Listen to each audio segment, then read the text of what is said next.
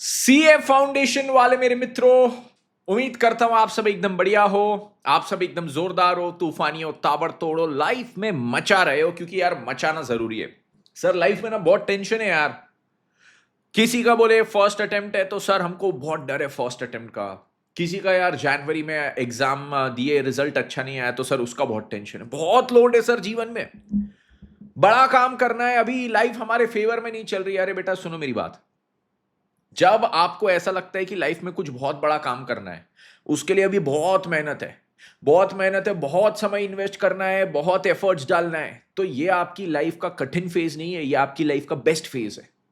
Best phase इसलिए है क्योंकि यारो आपके सामने ना एक अपॉर्चुनिटी सामने से आ रही है, जो है आपकी May 25 की एग्जाम्स। और ये जो अपॉर्चुनिटी सामने से आ रही है उसके लिए आप अपना समय इन्वेस्ट कर रहे हो। लाइफ में ना लोग, प्रैक्टिकल लाइफ में, रियल लाइफ में लोग अपॉर्चुनिटी के लिए तरस जाते हैं, मेहनत करते रहते हैं, करते रहते हैं, करते रहते हैं, करते रहते हैं, करते रहते हैं, बट अपॉर्चुनिटी नहीं आ रही है उनके पास। आपके पास अपॉर्चुनिटी May 25 में सामने से चल के आ रही है, उसके लिए आप मेहनत कर रहे हो, तो ये आपकी लाइफ का बेस्ट फेज है। कुछ लोग ऐसे भी होते हैं जिनकी लाइफ में उनको मेहनत करने की जरूरत ही नहीं होती है। उनके पास सब है, पिताजी ने इतना कमा के रखा है, पूरी ऐशो आराम है उनके पास। वो लाइफ में खाली ऐसे ही पड़े हुए हैं, सुबह उठते हैं, रात को सोते हैं, कोई टारगेट नहीं, कोई गोल नहीं, कोई बड़ा ड्रीम नहीं, कुछ नहीं। आपके पास टारगेट है, गोल है, मेहनत करने का यहाँ पे पर्पस है, अपॉर्चुनिटी सामने से आ रही है, तो आपकी लाइफ जो है ना बच्चों बेस्ट है। तो आपकी लाइफ को कोसना बंद करो, टेंशन लेना बंद करो, और वो जो गोल को हम अचीव करने वाले हैं ना उसको पूरा मचा के अचीव करेंगे, फुल फॉर्म में अचीव करेंगे, एंथुजियाज्म के साथ अचीव करेंगे, और पूरा दृढ़ निश्चय के साथ, घबरा के, चिड़चिड़ा होके, टेंशन में आके ऐसे अचीव नहीं करना है कोई भी चीज को। पूरा जी जान के साथ, with full flair, with full smile and full जोश हम इसको अचीव करेंगे। तो चलिए आज के सेशन पे हम आते हैं, जिसमें मैं आप सबके साथ क्या डिस्कस करने वाला हूं। आप जो मेरे फाउंडेशन के छात्र हो, May 25 वाले, उनके लिए 70 डेज की मैं स्ट्रैटेजी यहां पे लेके आया हूं। आपकी एग्जाम चालू होने वाली है कब से? आपकी एग्जाम चालू होने वाली है 15 से। 15 मई से आपकी एग्जाम चालू होने वाली है। आज है लगभग 5 मार्च, तो 5 मार्च हो गया, 5 अप्रैल, 5 मई, 60 दिन हो गए लगभग, और फिर 10 दिन और, तो 70 दिन आपके हाथ में है। ये 70 दिन आपके जीवन के सबसे, ऐसा वो ये अपना शाहरुख खान बोलता है ना चक दे इंडिया में, ये 70 मिनट, वैसे ये 70 दिन आपके जीवन के बेटा बेस्ट 70 दिन है, ये लेके चलेंगे हम। तो आज 5 मार्च हो गया, 5 मार्च से लेके मैं आपको बोलता हूं 15 मई तक हम कैसे क्या पढ़ेंगे, क्या क्या चीजें हमने ध्यान में रखना चाहिए, ये यहां पे डिस्कस करते हैं। तो चलिए सभी लोग शुरू करेंगे इस सेशन के साथ। अब यहां पे देखिए, मैं यहां पे क्या करता हूं, 15 मई की जगह सबसे पहले तो 10 मई पे मैं अपना काउंटडाउन पूरा खत्म करता हूं। रीजन बीइंग, क्योंकि 11 से लेके 14 तक आप केवल अकाउंट्स ही पढ़ने वाले हो। आप ही नहीं, सारे बच्चे 11 से 14 तक अकाउंट्स ही पढ़ेंगे, क्योंकि जो फर्स्ट पेपर होता है उसके लिए हम 2-3 दिन तो डेडिकेट करते ही करते हैं। एंड इट इज नेसेसरी कि हम अकाउंट्स के लिए 2-3 दिन तो डेडिकेट करें। बाकी सारे एग्जाम के लिए भले 1.5 डेज हो, अकाउंट्स के लिए हम 3 दिन या 4 दिन इसलिए डेडिकेट करते हैं क्योंकि वो फर्स्ट पेपर है। फर्स्ट पेपर में हम थोड़े नर्वस होते हैं, और फर्स्ट पेपर में हमको चाहिए बेस्ट परफॉर्मेंस, एकदम बेस्ट चाहिए कि बेस्ट परफॉर्मेंस फर्स्ट में देखे तो बाकी के लिए मोमेंटम सेट हो जाए। तो इसलिए 11th, 12th, 13th, 14th तो मैं बोलूंगा आप सब पढ़ोगे क्या, एडवांस्ड अकाउंटिंग। तो मैं अपने यहां पे काउंटडाउन खत्म कर दूंगा 10 मई पे, ठीक है। चलिए, अब 5 मार्च से 10 मई की बात करूं तो इसको मैं दो हिस्सों में तोड़ूंगा। सबसे पहला 5 मार्च से लेके 15 अप्रैल तक ये हिस्सा, और फिर 16 अप्रैल से लेके 10 मई तक। तो 5 मार्च से 15 अप्रैल तक आपके पास कितने दिन आ गए? लगभग 40 डेज आ गए। हाँ सर, हमारे पास यहाँ पे 40 डेज आ गए। ये 40 डेज में ना मेरा फर्स्ट रिवीजन पूरा का पूरा कंप्लीट होना चाहिए। ये इसमें क्या होना चाहिए, मेरा फर्स्ट रिवीजन पूरा का पूरा कंप्लीट। जिसमें फर्स्ट रिवीजन कंप्लीट कैसे होना चाहिए, मेरी पूरी स्टडी मटेरियल कंप्लीट हो जानी चाहिए। साथ ही साथ क्या होना चाहिए, मेरा ये जो न्यू कोर्स की जितनी भी आरटीपीस है, मतलब एक अटेम्प्ट की नहीं बोल रहा, ऑल लिखा है, ऑल न्यू कोर्स आरटीपीस। ये हमारा कब से, जो जून 24 में पहला अटेम्प्ट था, फिर सितंबर, फिर जनवरी, वो 3 आरटीपी आपके अटेम्प्ट की चौथी आरटीपी, तो 4 आरटीपीस आपकी हो जानी चाहिए। ये मेरी बात मानो, ये क्यों बोल रहा हूं, स्टडी मटेरियल और आरटीपीस जो न्यू कोर्स की है, आपके एग्जाम में 70 से 80 मार्क का पेपर इसमें से आएगा। आप कोई भी ऑथर की कोई भी बुक ले लो, आप उसमें से कितना भी अच्छे से पढ़ लो, बट आपका पेपर जो इसमें से आएगा वो 70 to 80 मार्क्स का रहेगा, और देखा दिखाया पेपर लगेगा आपको। कुछ भी ऐसा नहीं लगेगा कि भाई ये तो नया है। 70 to 80 मार्क्स का पेपर एग्जाम में, इमेजिन करो। मैं वहां बैठा हूं, मेरे हाथ में 1:45 पेपर आया, 1:45 से 2 तक मैं उसको रीड कर रहा हूं, 15 मिनट में मैंने वो पेपर को देखा, भाई 70-80 मार्क के क्वेश्चन देखे हुए। कॉन्फिडेंस क्या जाएगा भाई मेरा, क्रेजी कॉन्फिडेंस फील होगा कि भाई सीए की एग्जाम, उसमें 70-80 मार्क का पेपर देखा हुआ है। और 70-80 मार्क का पेपर कहां में से आता है, स्टडी मटेरियल आरटीपीज में से। तो इसको तो सबसे अच्छे से करना, ठीक है, यस सर। अब इसके बाद आता है मेरा सेकंड रिवीजन। सेकंड रिवीजन में कब से करूंगा, 16 से। 16 से लेके कब तक हो जाता है, 10 मई तक। तो यहां पे मेरा पूरा सेकंड रिवीजन खत्म होना चाहिए। जो फर्स्ट रिवीजन में जितनी चीज पढ़ा था वो तो यहां पे मैंने पढ़ना ही पढ़ना है, उसके साथ साथ मैंने पूरी एमटीपीज करनी है। एमटीपीज हर अटेम्प्ट में ना 2 एमटीपी आती है, 2 एमटीपी आती है, वो करना है मैंने।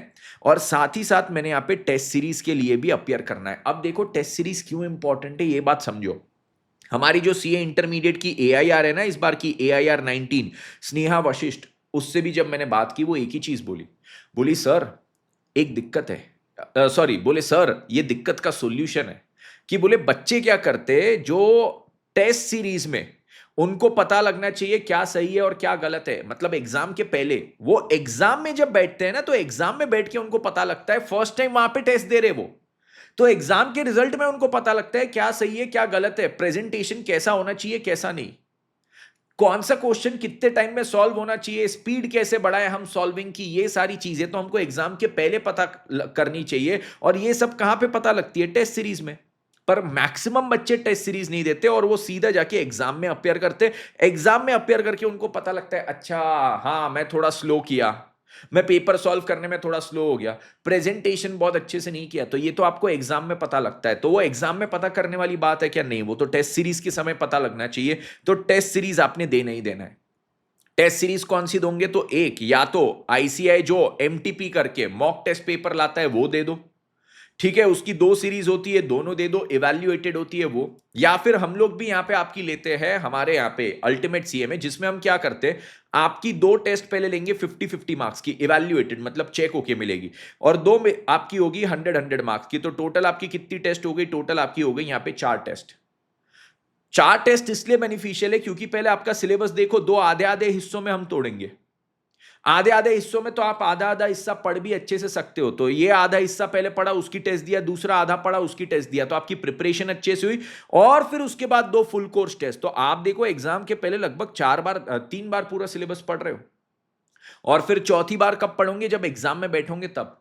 तो ये टेस्ट सीरीज आप अपने अनुसार, आपके पास कितना टाइम है उस अनुसार यहां पे सिलेक्ट कीजिए। तो हमने बेटा 2 बार तो रिवीजन करना ही करना है।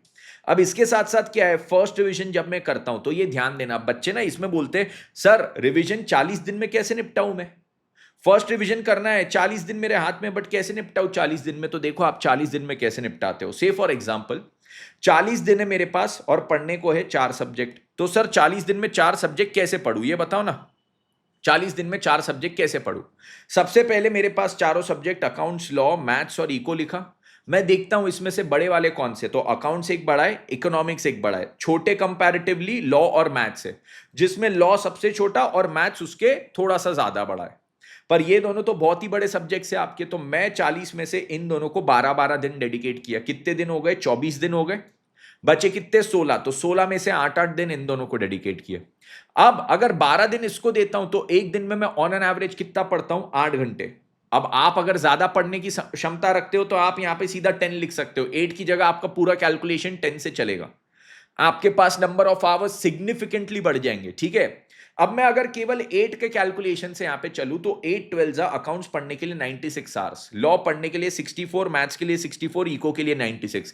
जरूरी नहीं है आप 12-12 इसको दो, 8-8 इसको दो, आप यहां पे +1 कर सकते हो, आप यहां पे -1 कर सकते हो, आप यहां पे +1 और कर सकते हो, आप अपने अनुसार कस्टमाइज कर सकते हो। मैं आपको तरीका बता रहा हूं कि कैसे पढ़ना चाहिए। ये 96 आवर्स हुए, 64 64 एंड 96, ये चीज हो गई। हाँ अब देखो, अब मैं क्या करूंगा, ये टोटल आवर्स मैंने निकाले हर एक सब्जेक्ट के लिए, मेरे पास कितने आवर्स है फर्स्ट 40 डेज में कंप्लीट करने के लिए। तो मैं क्या करता हूं, अब एक चार्ट बनाता हूं। चार्ट कैसे बनाता हूं, कॉलम वाइज, सबसे पहले डेज, फिर सब्जेक्ट लिखा, सब्जेक्ट के टोटल आवर्स कितने, तो ये टोटल वाला यहां टोटल लिखा, यहां पे 96, 64, 64 एंड 96, ये लिख दिया टोटल आवर्स। अब समझो मैं आज के दिन पढ़ने में था, डे 1, मैं कितने घंटे पढ़ रहा हूं, डे 1 में 8 आवर्स, क्योंकि यहां पे देखो मैंने हर एक दिन में कितने घंटे का शेड्यूल लिया है कि मैं डेली 8 घंटे पढ़ूंगा। तो 8 घंटे को अब मैं कैसे बाइफरकेट करता हूं? अब पहले दिन मैंने अकाउंट्स पढ़ा 4 घंटे, लॉ पढ़ा 2 घंटे, मैथ्स पढ़ा 2, इको कुछ भी नहीं पढ़ा। पहले मैंने 3 सब्जेक्ट से शुरू किया, तो मैं यहां से 4 माइनस करूंगा, ये 2 माइनस करूंगा, ये 2 माइनस करूंगा, तो अब बैलेंस कितना बच गया वो लिख लो। इससे क्या होगा, आपके पास डेली बेसिस पे एक कैलकुलेशन बचेगा कि अकाउंट्स कितने आवर्स में अब कंप्लीट करना है, बचा कुचा, इको के लिए कितने आवर्स बचे, लॉ के लिए कितने आवर्स बचे, मैथ्स के लिए कितने आवर्स बचे। और दूसरी चीज क्या होगी, से फॉर एग्जांपल मैंने यहां पे किसी दिन केवल 6 घंटे पढ़ा, तो अब मेरे को यह भी पता है कि अगर मैं 2-3 दिन कंटिन्यूसली 6-6 घंटे पढूं, तो यहां पे सर ये पूरे आवर्स में खत्म कैसे करूंगा, पूरे आवर्स में खत्म कैसे करूंगा। तो आपको ये बैलेंस आवर्स से ये भी पता लग जाएगा, भाई इतने घंटे तो पढ़ के खत्म करना ही है, ये सब्जेक्ट को इतने घंटे तो पढ़ना ही पढ़ना है। बच्चे क्या करते हैं, बच्चे 8 घंटे पढ़ूंगा, 8 घंटे पढ़ूंगा, एक दिन 6 घंटे पढ़े, 4 घंटे पढ़े, 2 घंटे पढ़े, चौथे दिन 8 घंटे पढ़े, बोलते हैं हाँ ठीक है आज 8 घंटे की पढ़ाई हुई, बट यहां पे जो मिस हुए थे ये 2 घंटे, ये 4 घंटे, ये 6 घंटे, टोटल जो आपके 12 घंटे मिस हुए उसका हिसाब कहां गया सर, घूम गया, वो हो गया, बात रात गई बात गई। वैसा नहीं होता है, आपके पास ये पूरा हिसाब होना चाहिए कितने घंटे पढ़ना बचा है वो सब्जेक्ट। तो आपको अगर एक दिन 6 घंटे पढ़े तो दूसरे दिन 10 घंटे पढ़ के वो पूरा सिस्टमैटिक तरीके से रिकवर करना जरूरी हो जाता है। ठीक है, तो ये चार्ट आप सबके लिए बहुत ज्यादा इंपॉर्टेंट हो जाता है, इसके अनुसार पढ़ोगे तो पूरा आवरली मैनर में आपके पास हिसाब रहेगा कौन सा सब्जेक्ट कितने घंटे पढ़ा और कितना घंटा बचा है और कितने घंटे में हमने वो पूरे चैप्टर्स खत्म करना है। तो आप ये चार्ट ना पहले 40 डेज के लिए भी बनाओगे और ये सेम चार्ट दूसरे 25 दिन के लिए भी बनाओगे। यहां पे भी लिखा है calculate days hours similar to first revision and prepare chart, यहां पे भी आप सेम चीज करोगे। ठीक है, तो इस प्रकार से अगर आप पूरा एक लिखित मैनर में, एक रिटर्न डाउन मैनर में पूरा कैलकुलेट करके सारी चीजें पढ़ते हो तो आपका रिवीजन बहुत सिस्टमैटिक होता है यहां पे। ठीक है, तो 40 डेज में फर्स्ट रिवीजन हुआ, 25 डेज में सेकंड रिवीजन। अब सर जब हम यहां पे रिवीजन वगैरह करते हैं तो रिवीजन क्या पूरी सेल्फ स्टडी होनी चाहिए क्या? रिवीजन के टाइम क्या केवल सेल्फ स्टडी नहीं? अगेन देखो इसमें मैं आपको बताता हूं, हमारी AIR 19 स्नेहा वशिष्ठ क्या बोली है। वो बोली सर मैंने ना पहले रेगुलर क्लासेस ली, वो सीए इंटर के पॉइंट ऑफ व्यू से बोल रही थी बट ये सीए फाउंडेशन में भी एप्लीकेबल है। वो बोली सर मैंने क्या किया, मैंने पहले पूरी रेगुलर क्लासेस की, रेगुलर क्लासेस के बाद जब रिवीजन करना स्टार्ट की ना तो रेगुलर क्लासेस की सारी चीजें एक साथ रिकलेक्ट नहीं होती है। तो मैंने क्या की, मैं यूट्यूब पे गई और आपके जो रिविजन्स थे वो रिविजन्स को मैंने 1.5x पे डाल के देखना चालू किया। आपके यूट्यूब पे जितने भी रिविजन्स थे ना उसको 1.5x पे डाला और मैंने देखना चालू किया। तो उससे क्या हुआ, पूरे कॉन्सेप्ट समझ गए। आपने रिवीजन में जो क्वेश्चन कराए थे हर एक टॉपिक के वो क्वेश्चन भी कर लिए और उसके बाद मैंने क्या किया, वो जो भी टॉपिक था उसके 15-20 क्वेश्चन मैंने खुद से प्रैक्टिस कर लिए।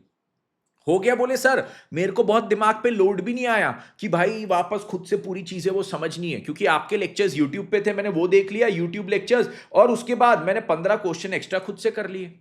तो सर मेरा तो काम क्या हो गया, मेरा तो काम यहाँ पे बेस्ट हो गया, मेरा तो एकदम बेस्ट एंड बेस्ट यहाँ पे काम हो गया। यस, तो आप लोग को भी यही चीज सजेस्ट करूंगा। आपकी रेगुलर क्लासेस हो गई, रिवीजन के लिए यूट्यूब पे जाइए, यूट्यूब पे हमारे लेक्चर्स है, उसको 1.25 आपको 1.25 पे जमे, 1.5 जमे, जो भी स्पीड जमे उस पर डालिए और देखिए उसमें जो क्वेश्चंस कराए वो भी कर लो और उसके बाद आप 10-10 क्वेश्चन खुद से अलग से प्रैक्टिस कर लो।